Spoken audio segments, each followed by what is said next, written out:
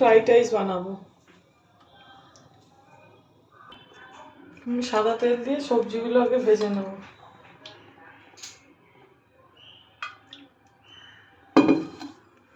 এই দেখুন সবজিগুলো আমি কেটে রেখেছি, গাজর বিনস সব সবজি আমি কেটে রেখেছি। সবজিগুলো একটু তেলে ভেজে নেবো।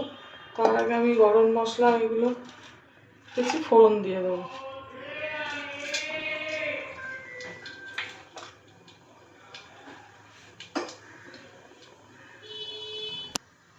সবজিগুলো এর মধ্যে দিয়ে আমি সবজিগুলো ভেজে নেব।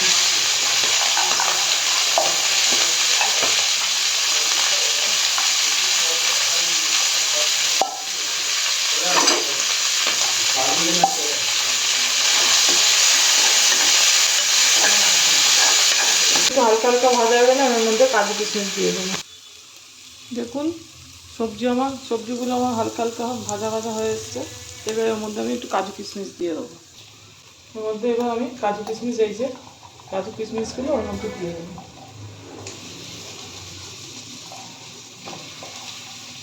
দিয়ে একটু সাবলা নেবো।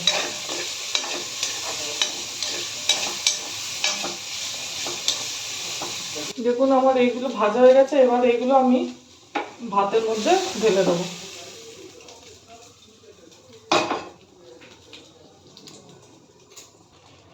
এর মধ্যে এবার আমি একটু নুন, ভাতের মধ্যে সবজিগুলো ঢেলে দিয়েছি, এবার একটু নুন দিয়ে দেবো, একটু মিষ্টি দিয়ে দেবো, চিনি।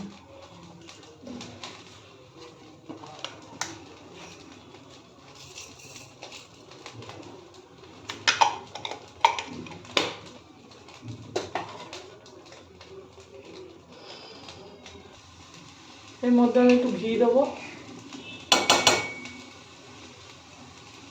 নাড়িয়ে নেবো।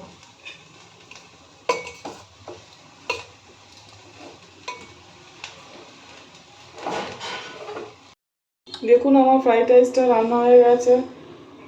ঘরে করে খেয়ে দেখবেন, ভালো লাগবে। আর আমার চ্যানেলটা লাইক, সাবস্ক্রাইব আর শেয়ার করে দেবেন।